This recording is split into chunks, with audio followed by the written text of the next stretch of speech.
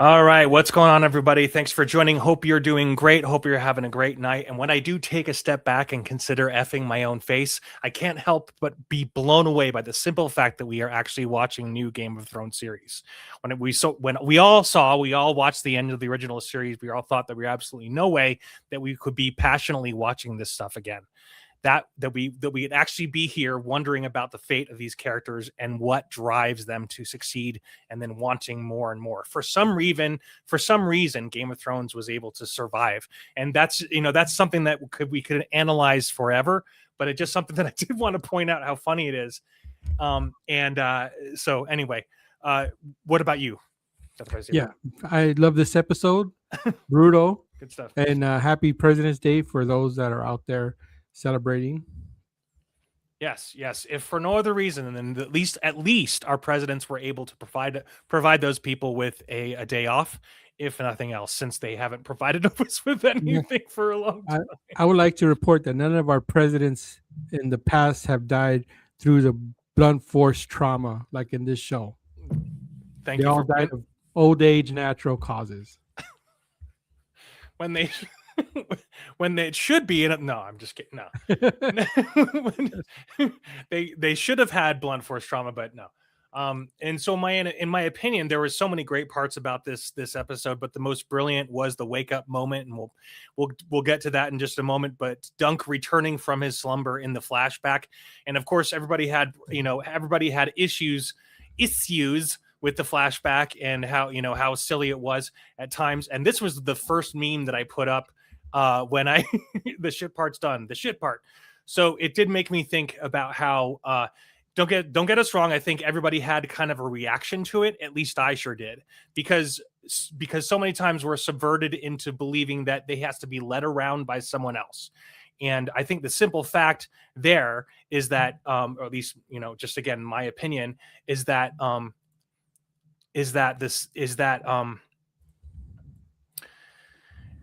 when we first saw that, there was a momentum going, right? There was a complete and total momentum going, and then it was just kind of, we were taken back by it. And so a lot of people had problems with it, and it was brilliantly done in that way.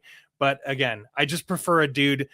I prefer for the dude to be able to take care of his own money rather than having someone else take care of his money for him and do everything for him and tell him that, oh, you got to stop worrying about your mom, whatever. Anyway, it was fine, but I loved how they built up to it. And then, of course, him having to stalk Sir Arlen. Yeah, that part, the filler part, Yes. it's just because of the money budget, the show's budget, they couldn't have the whole half hour of just knights battling. It was too costly, too much. So too expensive. They had to add this filler part. Yeah. Well, now that AI is taking over most of it, they won't have to worry about. They'll just use AI to produce the action scenes, and so that they can have just action, more action. But no, we understand. I think all of us understand the value in this. The value in a romantic relationship early on, having him feel the pain of watching his loved one die, and then of course showing us what Sir Arlen was made of, right? All the beautiful brilliance of what we have always wanted to see, but never got in Game of Thrones before. But being able to see Sir Arlen serve up a can of whoop ass on these guys because they were just harming young teenagers or whatever they were, 20 somethings or whatever these kids are. And for Sir Arlen to finally step up and just do what needs to be done, I think was very valuable and very good. And it was way better than all the stuff that we've been getting. We've been just getting nothing but crap from him, right? For this whole time, for the longest time, at least for me personally, it just was not panning out. As it wasn't panning out as to why Sir Duncan Eggnuts decided to, or at least didn't. The reason he had such a good moral compass, right? Mm-hmm. Having that moral compass. If he has a good work ethic for a knight. Yes. But his seeing his loved one, the girl, die, she kind of did it to herself. How so? Please tell me. How so? Because she shouldn't have taken what's not hers, kind of. Yeah, she did. She stole ale from him that was stale. She stole stale ale from him. That's or she said it was. Isn't that what she said? She said that is Yeah. she took a swig of it and she's like, oh, this is gross anyway. It's old. It's tainted. It's from some man's taint. No, I'm kidding. Back when they had no refrigeration back then, so Right. yes, it would go bad. Refrigeration. Speaking of refrigeration and silliness of the medieval stuff, I just have to point out how funny it was towards the end. How they're like, right in this scene, this ending scene, they're just like, oh yeah, we'll just pour some hot boiling oil on it. That's what the maesters do. Yeah, and so the guy said, no, that would kill him. It's just Said, my doctor, whatever. He didn't say doctor, but his man will take a look at it. Yeah. But he's like, but he says right here, we'll get drunk, we'll get you nice and drunk, and then we'll pour some boiling oil on it. That'll fix you up. And then I love it how what's his name says no, that'll kill him. Yeah. Someone says that he's done tending to my brother. Because So he's known of other cases where that has killed them. So by experience, he said no, that would not work. Yeah. Thanks. And so I just have to point out before I forget, I want to talk about this scene and I want to know what your thoughts are on it, DBS. I want to know what you think of this scene specifically, what you think of this guy and how awkward it was, because when you see Baylor come in, and by the way, Baylor is a total badass. He's a total he would have been a great king. He would have been. He has a great moral compass and all these things. He was a good guy. I mean, he was a good guy who decided to say, "F it, I'm gonna," even though he didn't even have his own. He didn't even have his own armor. Apparently, the reason why this guy died a martyr or whatever you want to call it, died as a hero, and the reason why he died was because he was wearing his brother's armor, and he ended up getting killed by his brother. And which is even crazier. And then there's this whole thing that was called into question about whether it was an accident or not, and that's a whole other can of worms that is being debated now. But apparently in the book it was really depicted that it was an accident, and then it was accidentally. But however, his brother, the brother who accidentally killed him, was kind of jealous of him, and they showed that in previous scenes and everything. That's a whole other ball of wax. But it is kind of crazy that the only reason he died was because he had his brother's helmet on and it didn't fit him, didn't support his, didn't protect him well enough. So crazy. Yes. I think if they would have just kept his helmet on, I think he would have lived longer. But once they removed it, then that kind of exposed, everything. And it was pretty gruesome. Well, I mean, the reason why he had to pull his helmet off, or at least that's what everybody's saying, is that because he hit his eye, and that's everything. Anyway, this scene was so funny because I was like, okay, so Dunk is basically a shish kebab.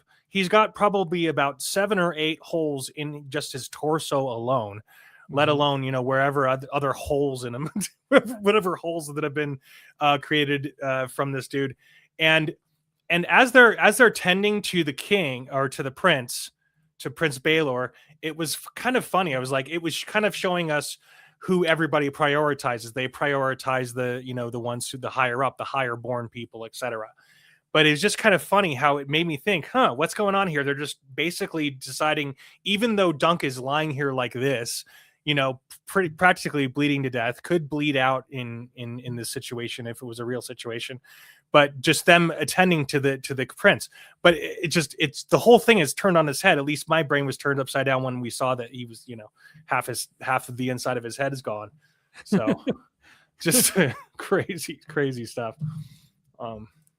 Anyway, so this right here was kind of cool. The way there's so much imagery involved, and if everybody that reads the books gets way more out of this. I read the graphic novels, so I'm there's some to it, and I'd love to do separate videos about the graphic novels. If anyone is interested in that, please let me know in the comments if you care, if you want to see that.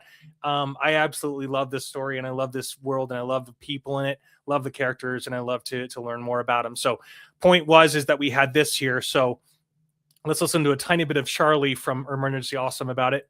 And I love the way they framed this too. Like they're sitting around a table, just like the 7 gods are depicted, with Baelor planning their strategy because he is a big tournament nerd. Like he basically knows how to win tournaments like this, so he's the right person to give them strategy. And that's the funniest part about that is that so he's supposedly this like big strategist, right? So he's this big time, apparently. But what are the what are the words of comfort that he gives, or what is his strategy? Just don't die. That's what he says at the end there. But it's just kind of a funny moment because it's I like think he should have also said, use your shield to block. Like Duncan, he got hit by this with the lance. It's like, well, lower your shield, sir. Block that hit. Yes. Yes. But yeah, I do. Like I said, I mean, everybody had issues with the flashback, but there was a reason for it, and I didn't love it. I didn't love how it transitioned so fast, of course, because it surprises us. But I did think it was absolutely effing brilliant to see all of this come into play, and seeing him. I do think it's funny that he had to stalk Sir Arlen until he was practically on his deathbed. He was almost dead when he finally, when Sir Arlen finally sees him, he's basically dying of hunger and thirst. And I think I think he had like a hole in his leg from one of the people that attacked. So he literally had a hole in his leg the whole time, which is why he probably was getting gangrene or whatever it was. But anyway, beautiful stuff. Just see let's watch that scene where he says, "Get up." Let's watch that real quick here. Okay. Because I freaking love it. I love this so much.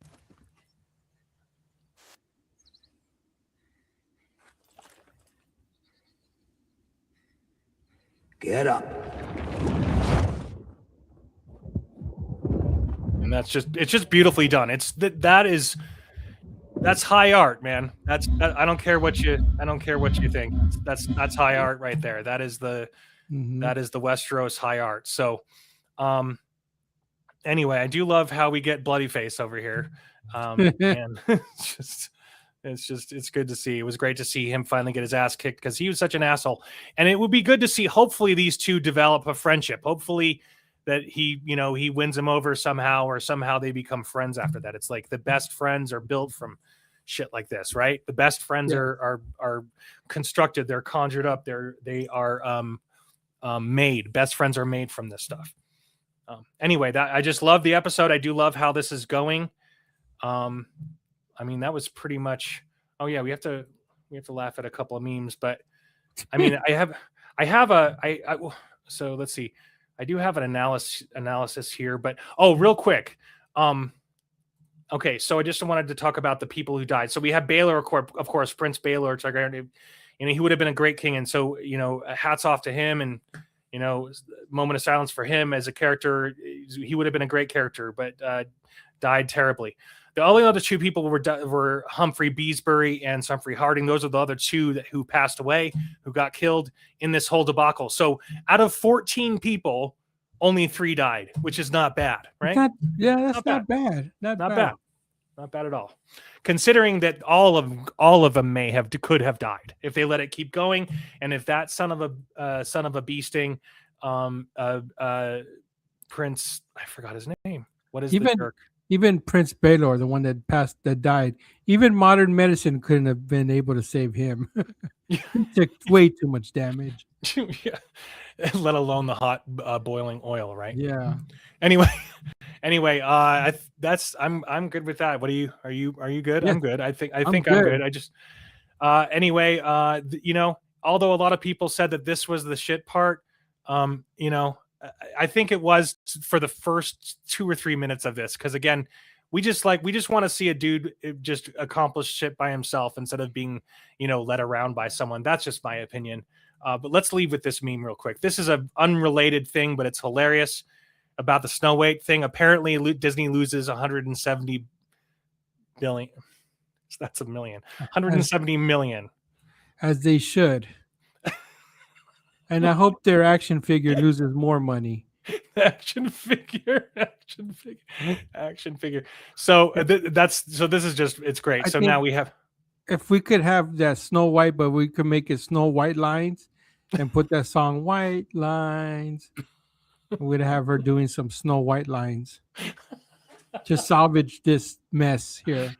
Yeah, having her do coke, just have her like Yeah. doing cocaine, like having Uh-huh. her do cocaine and then insert her With- in the movie with the RoboCop. song in the background, white lines. Oh, you mean Blurred Lines? Is that what you're talking about? No, I don't know White Line. I don't know that song. Okay. I don't know that song. I know Blurred Lines, but I don't know. Okay, so and this is the reaction to that. Here we go. Let's make sure the volume's up. Here we go. Anton. I was scared of the original Too good. cartoon. I think I watched it once. The reality is that the cartoon was made 85 years ago, and therefore it's extremely dated when it comes to the ideas of. Anyway, thanks everybody. Appreciate you all. Subscribe to Death by Saber. My name is Benji the Salted. Thanks for joining everybody. Thanks for coming. Have a great night, everybody. Thanks. Good night.